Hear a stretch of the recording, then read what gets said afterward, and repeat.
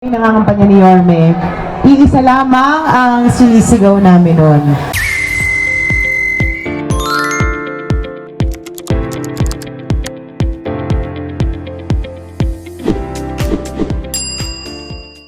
At yan nga po ay maibalik ang mga minimum basic needs sa buhay ng mga Manileño. At isa po dyan ay ang pagbabalik ng isang healthcare system dito sa ating lungsod na alam natin na magpapagaling at hindi tayo susungitan. Naramdaman niyo po ba nagbago na ngayon? Dahil nung pagpasok po namin ni Yorme, ang una niyang ginawa ay nalagaan niya ang ating mga barangay health workers, ang mga taong tumutulong sa ating mga health centers, at dahil dyan, unti-unti na rin naayos ang sistema. Although, with the help of the national government and PhilHealth, mas agresibo po ngayon na mararamdaman nyo ang suporta ng national government at local government unit na talagang magpapagaling sa inyo. Kaya, sa 2 buwan na kami ni Yorme magkasama dito sa aming posisyon, marami na pong nangyaring pagbabago. Yan po ay sa Baseco, ang pagbubukas ng cath lab, at ngayon naman dito sa ating mahal na health center na malapit lang sa bahay ko, Pedro Hill Health Center. Kaya ito ay isang sumisimbolo na dito sa Maynila, kahit na 2 buwan, marami na pong naayos ang ating mahal na alkalde. Sa 3 taon na kami po ay narito, makakasiguro kayo na ang pinangako po namin na tatangos ang inyong ilong bilang Manileño ay matutuloy po. Kaya hindi ko na po hahabaan ito dahil alam kong gusto nyo nang marinig ang mensahe ng ating napakamahal na alkalde. Pero gusto ko lang magtapos sa pagsabi sa inyo na mahal ko po kayong lahat. Maraming salamat po.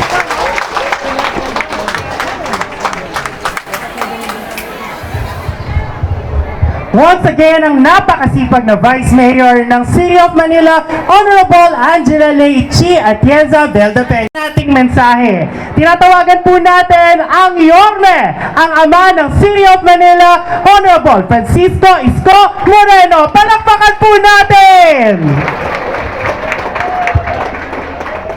Wow po kayo.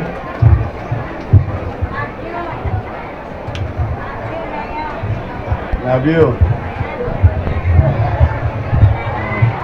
Sa ating mga mahalagang bisita at partner natin sa healthcare,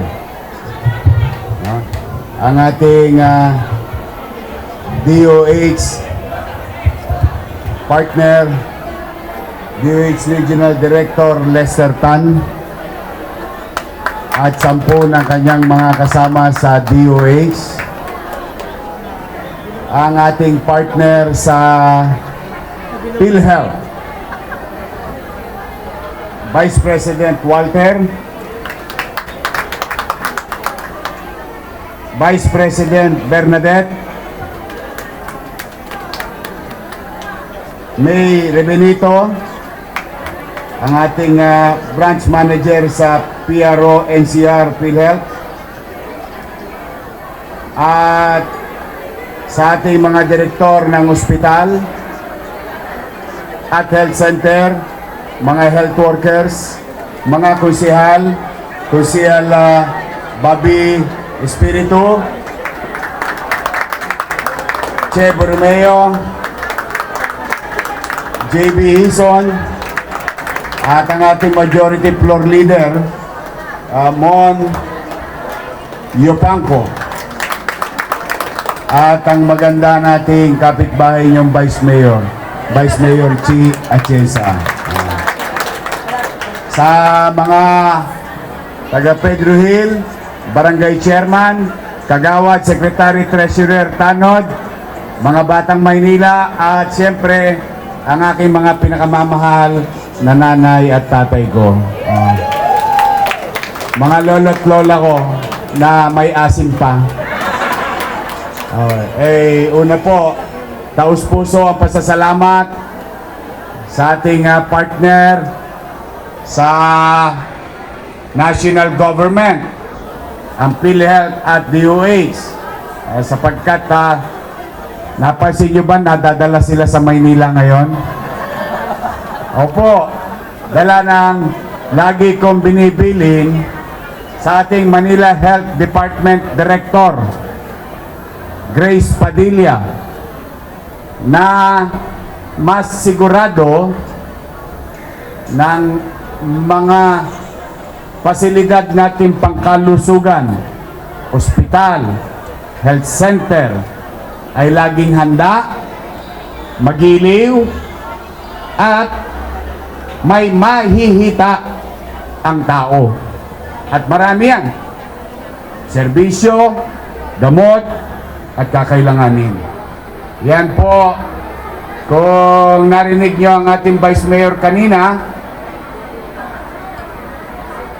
in a matter of less than 2 months, binuksan natin ang ikapitong ospital sa lungsod, o what you call Baseco Hospital. At tapos, matanong ko nga yung mga nanay at tatay ko, sino ba sa inyo maraming minahal? Yun, isa. Maraming minahal, dalawa, tatlo. Sa lahat ng maraming minahal, baka barado na puso nyo. Ha? Pero pumanatag kayo dahil sa tulong ng DOH, sa tulong ng PGH, sa liderato ni Grace Padilla, Direktor ng Manila Health Department, at 10 ng kanyang mga kasama, ang ospital ng Maynila, hindi lang may MRI, hindi lang may CT scan, hindi lang may mammogram, hindi lang may ultrasound, hindi lang may x-ray, mamimili ka pa. Gusto mo stationary or mobile x-ray. Meron na tayong cath lab. Yorme, para saan po ba yung cath lab? Para ba yan sa pusa? Di po. Yan po, yung makina na yan ay kayang gawin o what you call the angiogram procedure. May na-angiogram na ba sa inyo? Wala pa? O, talagang malulusog ang mga lolo't lola ko. Dala yan ng insure.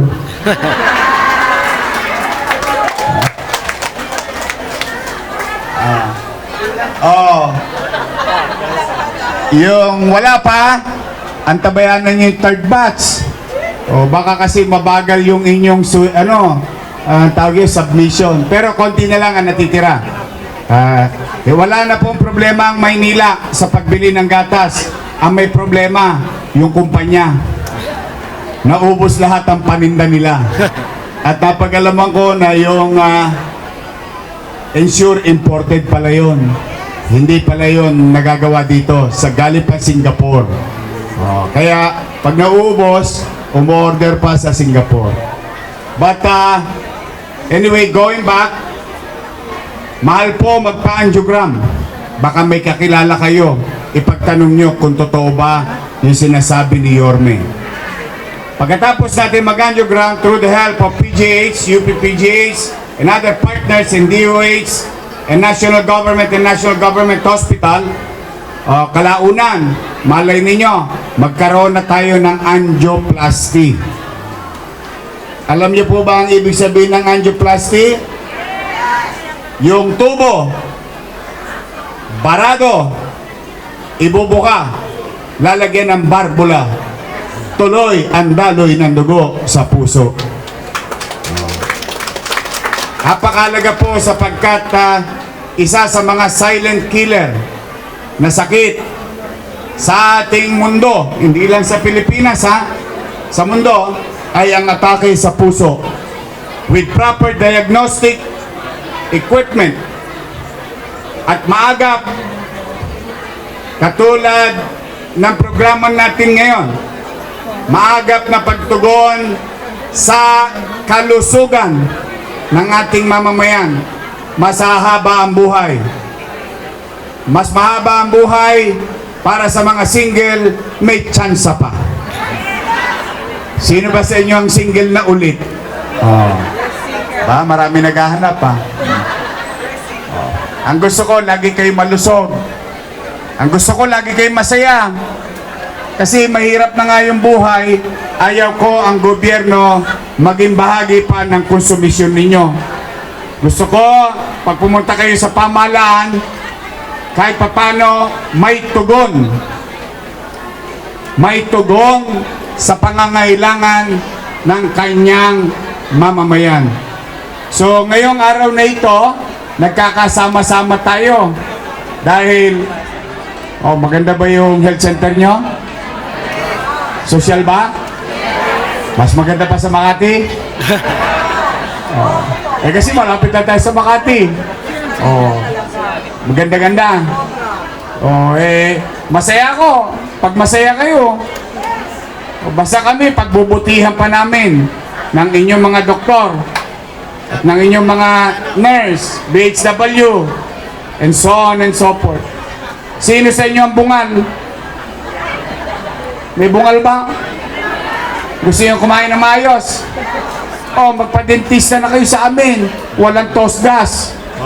Libre angiogram. Libre MRI, CT scan, ultrasound, mammogram. Wala akong yadba sa public healthcare sa lungsod ng Maynila. Sa ating mga nakaluluwag ng kaunti, meron naman tayong mga kababayang nakaluluwag ng konti. Huwag nyo nang gastusin ang pera ninyong naipon o naitabi sa pribadong ospital. In fact, meron nagsabi sa akin, ang pangalan niya, Letlet Sarkal. Siya po, na-angiogram, na-angioplasty. Ang sabi niya, sa pribado siya, hindi ko nababanggitin yung ang bayad niya 1 million pesos. Alam naman natin, mahal ang angioplasty. Pero nung nakita niya yung cath lab natin, hindi raw ganon yung makinang ginamit sa kanya.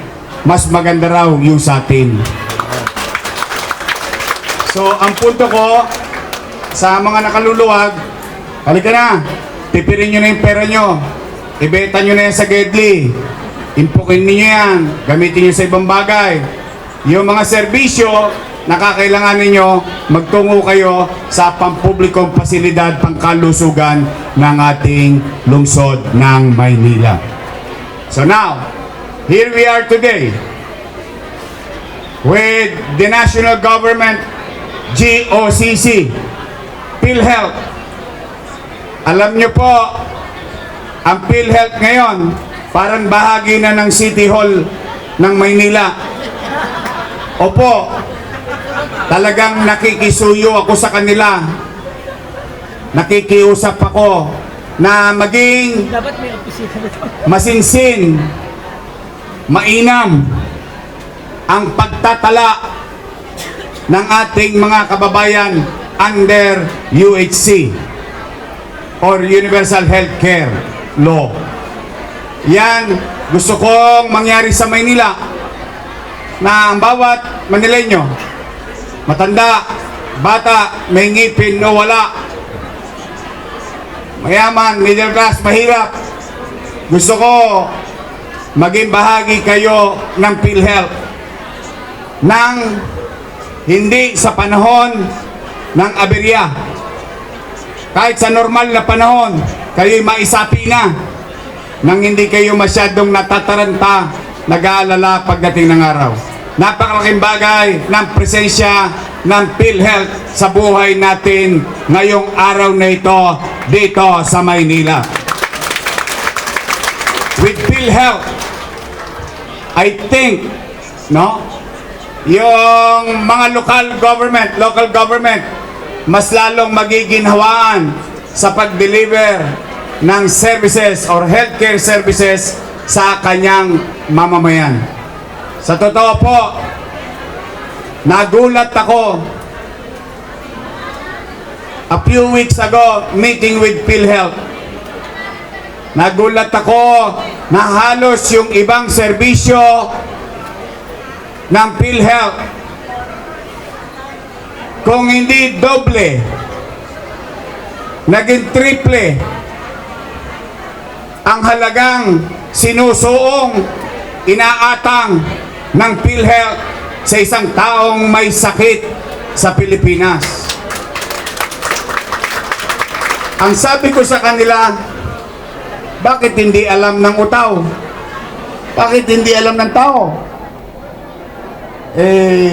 Sabi ko, nakakaawa naman ng presidente. Abay, bakit? Gumawa siya ng programa para palakihin ang benepisyo. Doblehin. I guarantee you, doble ang minimum. Minsan may mga serbisyo pa nagtriple. At yung mga dating hindi kasali sa listahan ng PhilHealth na kanilang inaatang, ngayon malawak na, kaya kayang-kaya na kayong yakapin lahat ng PhilHealth. Sabi ko, we owe it to the President. Hindi ko yung party mates, ha? Kaya hindi ko kailangan magsipsip. Hindi ko yung kapartido. Pero I always give where credit is due. Mabuti ang pagpapatakbo ng PhilHealth noong panahon ni Duterte. Mas minabuti ang pagpapatakbo ng PhilHealth sa pamumuno ni Marcos. We always give credit to them. Yan ang isang bagay na kapag nagkaroon ng continuity sa gobyerno, nawala ang mga politika, tao ang makikinabang. Bremer, sinimulan, ginawang episyente. Noong sumunod na administrasyon, dinoble, nagtriple, pinalawak, o sino makikinabang? Taong bayan. Kaya, bilang mamamayan, hindi po bilang mayor, tayo na naririto, pwede ba in our own little way, although it is our job to do our best, but siguro hindi naman masama na kantahan natin ang Pangulo ng Bansa ng happy birthday. Ayan. Mahirap ba yun? Yung kapitbahay mo ng chismosa, binabati mo ng birthday. Oo. Di ba? Pwede ba? Sabay-sabay. 1, 2, 3. Happy birthday to you. Happy birthday to you. Patay na. Happy birthday, happy birthday. Happy birthday to you. Isa pa. Happy birthday to you.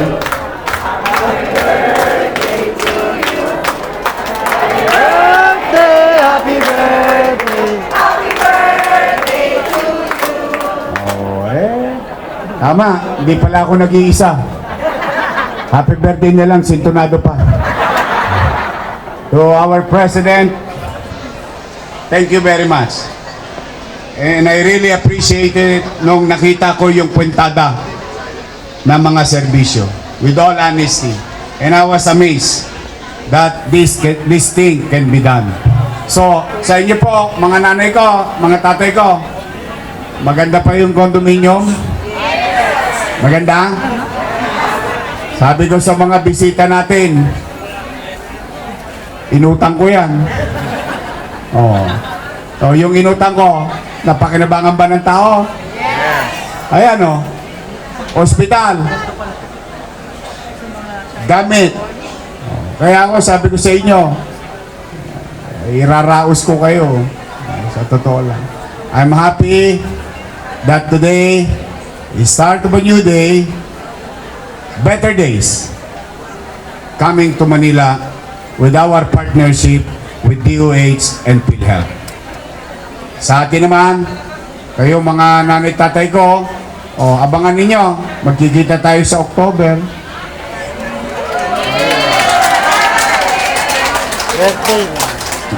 Alam na this. Basta ako, pag masaya yung mga lolo't lola ko, mga nanay tatay ko, tanggal na pagod ko. Sa totoo lang, kayo lang yung kaligayahan ko ngayon, pag nangingiti kayo. Eh kasi gusto ko naman, iba sa inyo, konti na lang ang birthday.